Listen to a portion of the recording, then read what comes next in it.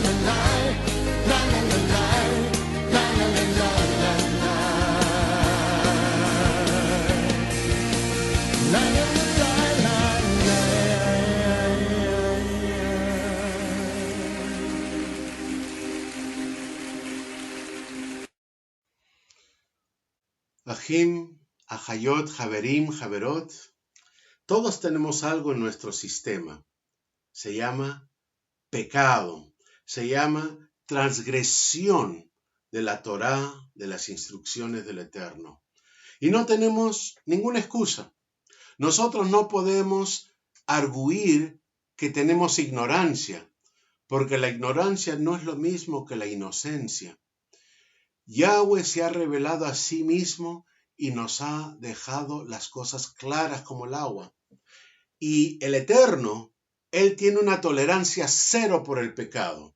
En Romanos 1:20 dice que los hombres no tenían excusa. Y yo quisiera que ustedes se den cuenta que cuando Yeshua ora de que el Padre los perdone, no está diciendo que olvide lo que han hecho, porque ellos en realidad no querían, no tenían intención, ¿no? Él específicamente solicita perdón porque ellos son responsables. Y por lo tanto ellos necesitan ser librados de la deuda. Nosotros necesitamos ser librados, soltados, desatados de la deuda que tenemos a un Elohim Kadosh, santo. Pedro, en el libro de los Hechos, capítulo 3, versículo 17, dice que aquellos que eran responsables por la muerte de Yeshua HaMashiach actuaron en ignorancia y sin embargo, en la Pasuk 19, él dice, arrepentíos pues y volveros a Elohim para que vuestros pecados queden borrados y esos tiempos de refresco puedan venir del Eterno. Vamos a ver el tercer punto. Es la magnitud de nuestra necesidad, porque nuestros corazones están ciegos, somos duros. Pero nuestra necesidad es grande, Ajim, Ajayot. Somos pecadores en gran necesidad de perdón. No solamente aquellos que estuvieron envueltos en la ejecución de Yeshua. En un sentido muy real, queridos Javerim, todos nosotros estuvimos allí cuando él fue ejecutado. Muchos de nosotros no tenemos problema en acusar a otros de sus pecados, incluso de hacerles exhortaciones de los pecados de los demás. Y sin embargo, buscamos excusas para nuestro propio comportamiento. Tratamos de justificar nuestro comportamiento. Es como cuando algunos países siempre tratan de justificar su política diciendo que los demás países son malos. Cuando el anterior presidente de los Estados Unidos, el presidente Bush, se refería a Irak, a Irán y a Corea del Norte, siempre los llamó el eje de maldad. Sin embargo, Javerim, Javerot, la verdad es que el verdadero eje de maldad está dentro de mí, dentro de nosotros mismos. El pecado no es que esté por ahí suelto, en otro lado, está aquí, con nosotros. Jeremías 17:9 dice, el corazón es engañoso sobre todas las cosas y está más allá de la cura. ¿Quién lo puede entender? Aquí en Inglaterra, durante la Segunda Guerra Mundial, hubo una vieja catedral que fue bombardeada.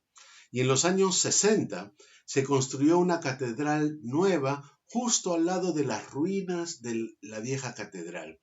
Y en el altar había un crucifijo que estaba construido de los clavos que se habían tomado del techo colapsado del antiguo edificio. Y sobre este crucifijo había las palabras, Padre, perdona.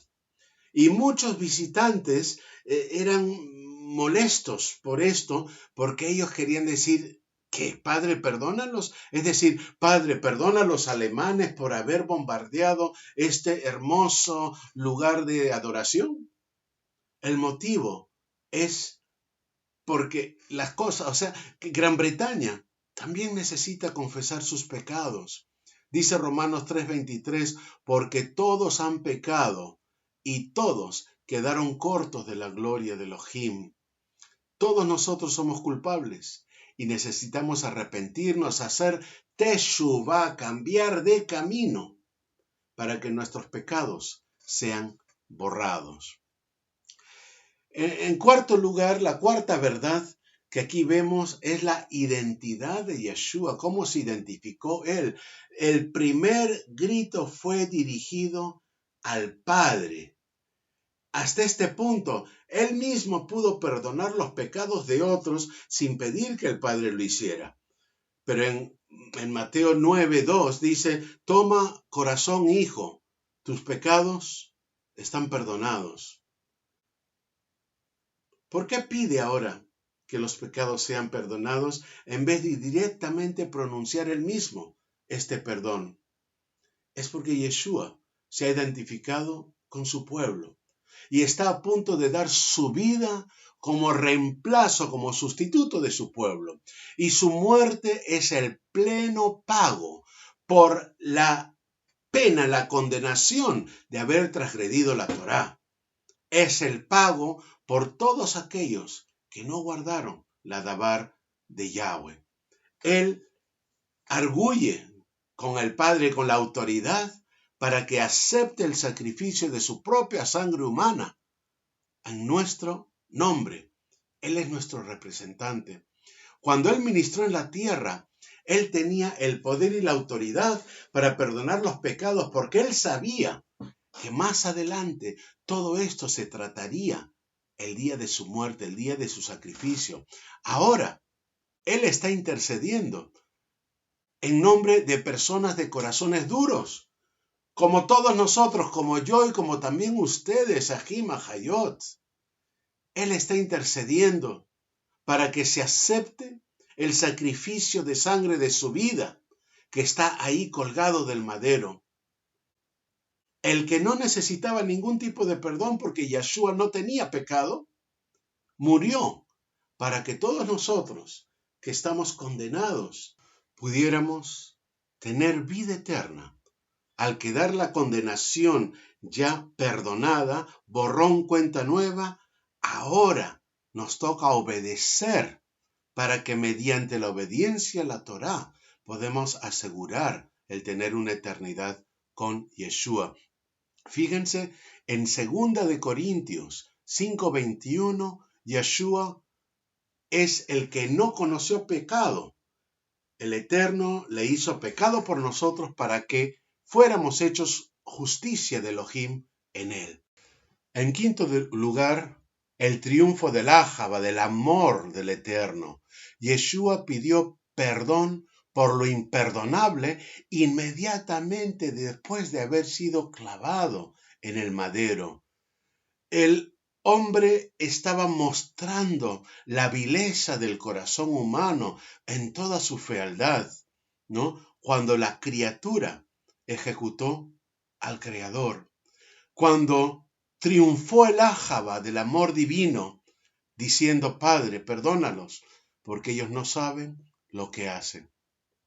Esta oración fue respondida cuando el centurión puso su emuná, su fe, en Yeshua al pie del madero, y cuando uno de los transgresores que estaban allí al lado de él clamó por su propia salvación.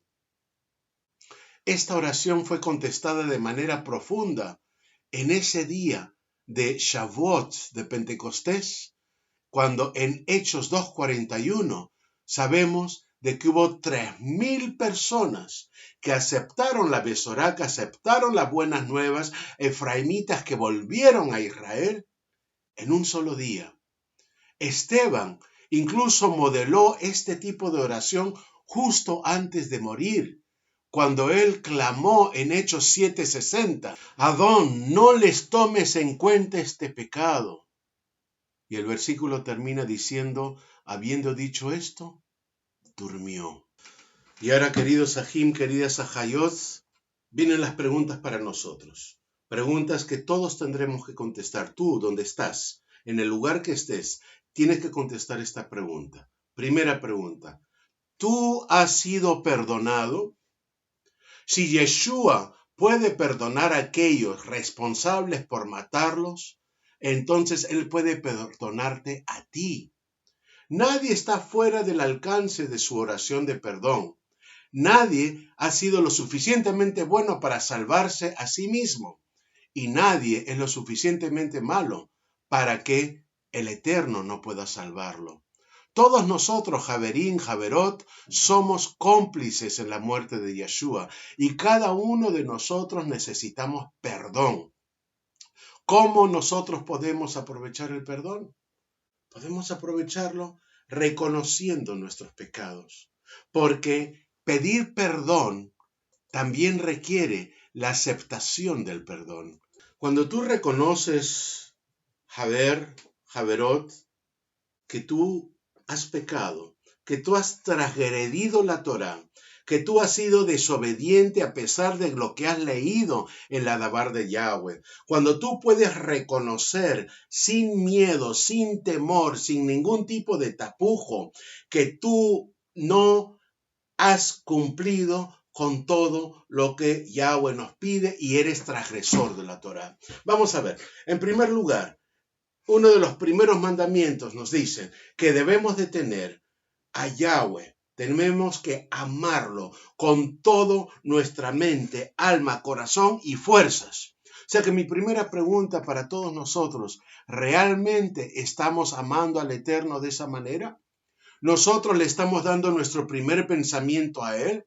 ¿Somos capaces de realmente reconocer que no hay otras cosas más importantes en nuestra vida y que esas cosas que son más importantes en nuestra vida nosotros los quitemos para que demos nuestro asiento a Yeshua HaMashiach? En la última parte del programa de hoy vamos a hablar de lo que tenemos que hacer para realmente ser perdonados. Pero antes vamos a escuchar un Jalel.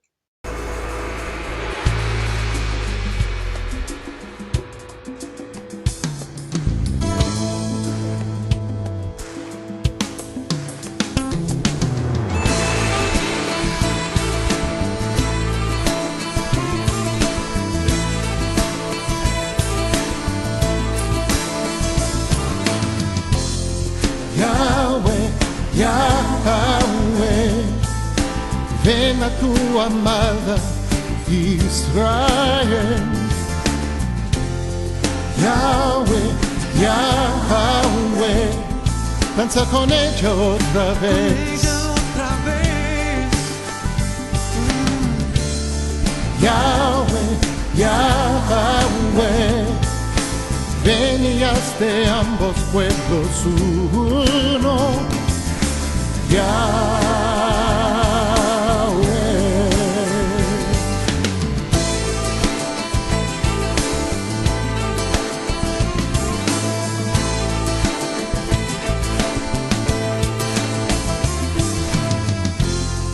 Yahweh, Yahweh, reconstruye el tabernáculo otra vez. Yahweh, Yahweh, manda ya a tu ungido. Yahweh, Yahweh, déjanos ver tu hermosura y poder. Yahweh,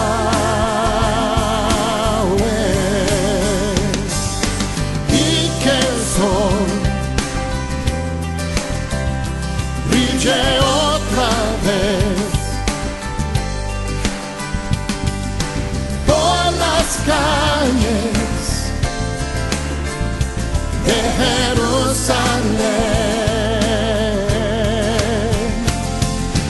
y que el sol brille otra vez por las calles de Jerusalén.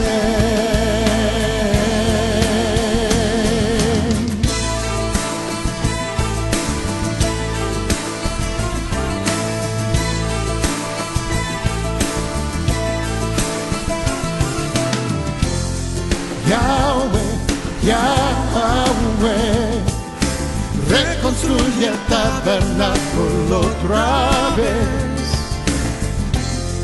Yahweh, Yahweh, manda ya a tu ungido.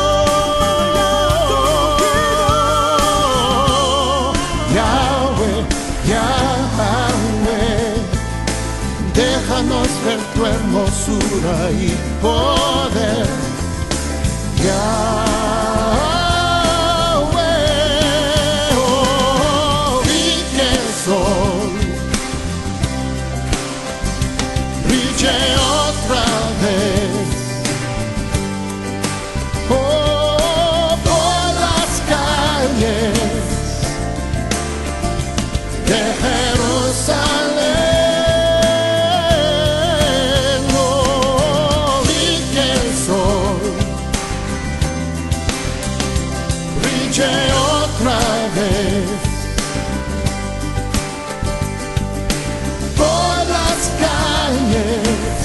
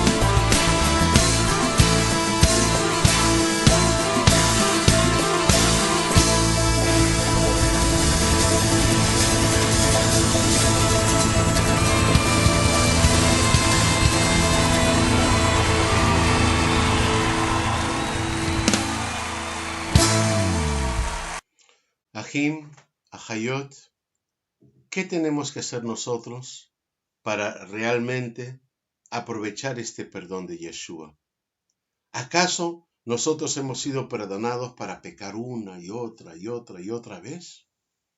Cuando a nosotros nos pilla un policía de tráfico porque de pronto estamos pasando muy rápido por una calle y realmente lo hemos hecho sin querer y nos arrepentimos de ello, y ese policía dice, mira, ¿sabes qué? Esta vez no te voy a poner la multa, aunque tengo derecho a ponerte multa, conforme a la ley tengo derecho a ponerte multa, esta vez no te voy a poner la multa, voy a ejercer mi gracia, ¿no? Para que no aplicar esa ley. Pero a partir de ahora, cuando pases por esta calle, por favor, no vaya más rápido de lo que dice la señal.